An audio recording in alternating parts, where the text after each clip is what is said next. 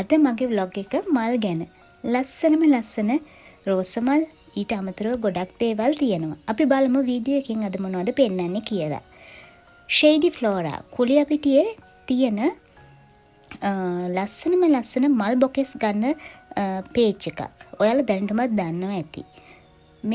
මේකෙදි කරන්නේ ෆ්‍රෙෂ් මල් බොකේස් වෙඩින්ස් වලට හදලා දෙන එක.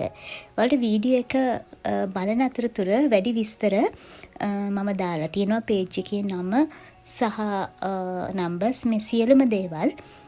ඉතින් මෙහෙම මල් බොකේ එකක් හැදෙන්නේ කොහොමද කියන එක පෙන්වන්න තමයි මම මේ වීඩියෝ එක ඔයාලට ගෙනාවේ. මල් හදනකොට ගන්න තරම් ලේසි නැහැ. මේකේ ගොඩාක් ප්‍රොසෙස් එකක් තියෙනවා. ඉතින් ගොඩාක් කට්ටිය ඕනේ මල් බොකේස් හදන්න නම්. ඉතින් හෙඩ්රස් මල් බොකේස් මේ හැමදේම එකම තැනකින් ඔයාලට ගන්න පුළුවන්. බියුටිෂියන්ස්ලා විදිහට වෙඩින් ඩ්‍රෙස් කරන කට්ටිය හැටියට ඔයාලට මේ වීඩියෝ එක ගොඩාක් වැදගත් වෙයි. බලන්නකෝ මල් බොකේ එකක් දකින්න තරම් සුන්දර නැහැ හදන්න ගියාම. මේක හරිම සංකීර්ණ දෙයක්. හැබැයි ඒ වැඩේ හරියට කරන්න මෙතන ඉන්න හැමෝම බැඳිලා ඉන්නවා. අද මල් බොකේස් ගොඩාක් අපිට තියෙනවා. ඉතින් බලන්නකෝ ඉස්සරහට වීඩියෝ එකකින් මම තව විස්තර ඔයාලට ගේන්නම්.